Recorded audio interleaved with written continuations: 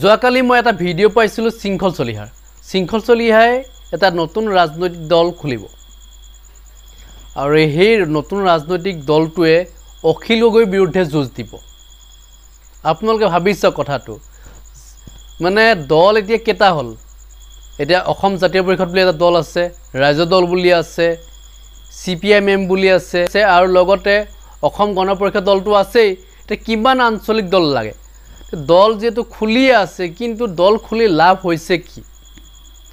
আৰু যোৱাকালি যিটো মন্তব্য আগবঢ়ালে শৃংখল চলিহাই অখিল গগৈৰ বিৰুদ্ধে, অখিল গগৈ যি মন্তব্য কৰিছিলে সেইটো ব্যক্তিগত মন্তব্য হয়তো আছিলে, আমি সেই মন্তব্যটো এতিয়ালৈকে পোৱা নাই, কিন্তু সেই মন্তব্যটোৰ এগেইনষ্টতে শৃংখল চলিহাই এইখিনি মন্তব্য কৰিছে।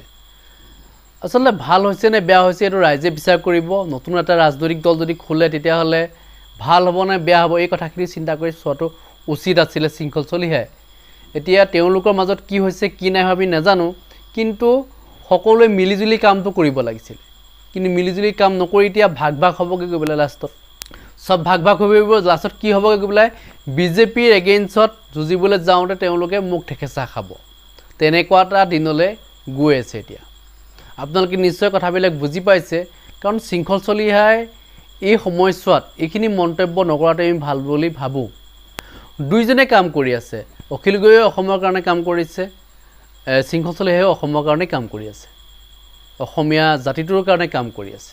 গতিকে দুইজনৰ মাজত মিলা মিছা থাকিব লাগিছিলে, কিন্তু যেতিয়া বিভেদ আহি গ'ল তেতিয়াহ'লে কোনোটো দলেই টিকি থাকিব নোৱাৰিব 2026ৰ পিছত। কাৰণ ইতিমধ্যে দলবিলাক ভাগ ভাগ হৈ আছেই, তেওঁলোকৰ মাজত ব্যক্তিগত মতভেদ আছেই, গতিকে সেইখিনিতো আছেই। আৰু লগতে এই ধৰণৰ কথাবিলাকো যদি আহি যায়, ব্যক্তিগত কথাবিলাক যদি সোমাই পৰে, তেতিয়াহ'লেতো আৰু এনেকুৱা দল হৈ থাকিব জানো? মানে ৰাইজৰ দলটো ৰাইজৰ দল হিচাপে থাকিব জানো? এতিয়া বীৰ লাচিত থানাৰ দলটোক হয়তো কোনোবাই আঁকোৱালি ল'ব জানো?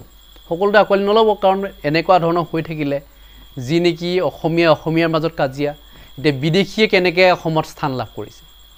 শিৱসাগৰ জিলা সমিতিৰ প্ৰত্যেক সৈনিক সুখী, প্ৰায় 300ৰো অধিক খিলঞ্জীয়া মানুহ শিৱসাগৰ সমষ্টিৰ অন্তৰ্গত আমাৰ ইয়াত যোগদান কৰিছে আৰু সকলোকে বীৰ লাচিত থানা পৰিয়াললৈ আমি স্বাগতম জনাইছোঁ। অখিল গগৈৰ বিপৰীত কথা নাই, কথাটো হৈছে অখিল গগৈয়ে 2021ৰ পৰা আজিলৈকে এটা কথা স্বীকাৰ নকৰিলে যে বীৰ লাচিত থানাই অখিল গগৈক জিকাইছিলে। অখিল গগৈক মই এতিয়া লগ পাইছিলোঁ, তেখেতে ক'লে তেওঁ পদাতিক সৈন্য আছে, তেওঁ খুব পপুলাৰ মানুহ, সেইকাৰণে শিৱসাগৰ জিকিলে, তহঁতৰ কোনো ভূমিকা নাই বুলি ক'লে। মোক গুৱাহাটীত ক'লে সেইদিনা। তাৰপৰা আমি একো নাই কথাবিলাক। এটা কথাটো হৈছে বীৰ লাচিত সেনাৰ লগত এটা সংঘাত কৰিব লৈছে ৰাইজৰ দলে। সংঘাতটো আমাৰ হ'ব লাগিছিলে বিজেপিৰ লগত, আমাৰ সংঘাতটো হৈছে ৰাইজৰ দলৰ লগত। কালি অখিল গগৈ পিয়ে আমাৰ ল'ৰা গাড়ী ৰখাই পেলাই, তাৰ ঘৰ নাহৰকটীয়াত, সি শিৱসাগৰ টাউনত আহি পেলাই গাড়ী ৰখাই দি কৈছে তাক ক্ষমা নোখোজালৈকে গাড়ী যাব নোৱাৰে। এতিয়া আমাৰ সৈনিকক কোনোবাই প্ৰহাৰ কৰিবলৈ আহিব, আমি বহি থাকিম, এইটো বস্তু নহ'ব ন। মই এতিয়া নেতৃত্বত আছোঁ, মই মোৰ সৈনিকক মাৰ খাব দিব নোৱাৰোঁ, আৰু ৰাইজৰ দলৰ সদস্য আছে, আমাৰ সেনা আছে, আমাৰ সৈনিক হয়, আমাৰ সদস্য নাইতো, আমি সৈনিক হয়, আৰু মই মোৰ সৈনিকক মাৰ খাব দিব নোৱাৰোঁ, কথাটো স্পষ্ট। আৰু যদি যুদ্ধ হয় আৰু কথাবিলাক কি খালি পিছফালৰ পৰা হ'ব নালাগে, যদি লাগিম বুলি কৈছে লগালগ কওক, প্ৰেছত কওক, আমিও কম, সময় দিয়ক, জেগা দিয়ক, যাম, কথা ইমানেই, হয়নে নহয়? ৰাজনৈতিক যুদ্ধ হ'ব আৰু নীতি আদৰ্শৰ ক্ষেত্ৰত ৰাজনৈতিক যুদ্ধ হ'ব। মই এদিন কমিউনিষ্ট, এদিন মই জাতীয়তাবাদী নহয়, আমি জাতীয়তাবাদী মানুহ, আমি লাল চালান কৰি পোৱা নাই, আমি জাতীয়তাবাদী মানুহ, আমি জয় আসন পোৱা মানুহ, আৰু এখন যুদ্ধ হ'ব। অখিল গগৈ নুই কৰি দিলে আপুনি কি কয়? লাচিত থানাৰ বাছ হয়, বীৰ লাচিত থানাৰ সৈনিকৰ বাছ, তেওঁ আমাৰ নগাঁও জিলা সমিতিৰ সদস্য হয়। বাৰে বাৰে কোৱা হৈছে সংঘাতত নাহিব, সংঘাতত আহিলে সংঘাতত আহিম, আৰু কথা ইমান কথা পাতি লাভ নাই। খালি কথাটো হৈছে কি কেতিয়া লাগিব সেইটো ক'লেই হ'ব। 2026ত আমি 25ত দল গঠন কৰি আছোঁ। আজি অলপ ক্ষোভত কৈ দিছোঁ, মই এনেই কোৱা নাছিলোঁ। 2025ত আমি দল গঠন কৰি আছোঁ আৰু যুদ্ধ হ'ব, আৰু খুব ধুনীয়া যুদ্ধ হ'ব।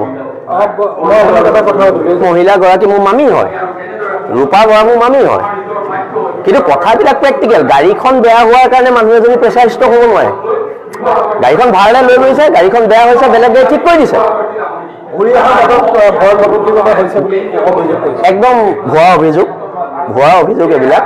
কিন্তু কথাটো হৈছে যদি সংঘাতটো বিচাৰিছে হা, সংঘাতটো হ'ব মানে হা, আমি আৰু বহি থাকিম নি আৰু। নেভাবো কেলে ভাবিম, সিহঁতি লাগি লৈছে, সিহঁতি মাফ কৈছে, আমি লাগি লোৱা নাই ন। খালি বীৰ লাচিত সেনাৰ সৈনিকৰ নিৰাপত্তাৰ দায়িত্ব মই যিহেতু নেতৃত্বত আছো, মোৰ ওপৰত আছে। আমাক কোনো সৈনিকৰ ওপৰত আঘাত হ'বলৈ নিদিওঁ। শৃংখল চলীয়া নহয়, প্ৰত্যাহ্বান বীৰ লাচিত সেনা অসম হ'ব হা। মই অকলে এটা শক্তি নহয়, যিহেতু নস্যাতে কৰিলে আমি জিকিব নাই বুলি। তেওঁ বোলে পদাতিক সৈন্য আছিলে, পদাতিক সৈন্যই জিকালে হা। তেনে বীৰ লাচিত সেনা ল'ৰাবোৰ ওপৰত উৰি ফুৰিব লাগিব এই ইলেকশ্যনৰ সময়ত, হয় নাই? আমি ইগ'ৰ প্ৰব্লেম নাই, জাতীয়তাবাদৰ প্ৰব্লেম আছে। প্ৰব্লেমটো ইগ'ইষ্টিক নহয়, জাতীয়তাবাদৰ লগত প্ৰব্লেম। ইগ'ৰ প্ৰব্লেম হ'বলেতো আৰু অখিল গগৈ মোৰ প্ৰেমিকা নহয়তো, ইগ'ৰ প্ৰব্লেম হ'বলে হা। অখিল গগৈ মোৰ প্ৰেমিকা হ'লে বেলেগ কথা আছিলে, যে মোৰ ইগ'ৰ প্ৰব্লেম হৈছে, হয় নাই? অখিল গগৈ মোৰ প্ৰেমিকা নহয়তো। আৰু সেইকাৰণে আমি এখন যুদ্ধ কৰিম 2026 চব সাজু থাকক। আৰু এইকেইদিনত লাগিম বুলি কৈছে, কোনদিনা লাগে সময় দি দিয়ক। আমাৰ ল'ৰাবোৰ ব্যস্ত থাকে, যোনদিনা সময় দিব আমি তাতে পাই যাম, হয় নাই? আৰু আমি আকৌ মৰম কৰিলে খুব ধুনীয়াকৈ মৰম কৰোঁ। শিৱসাগৰ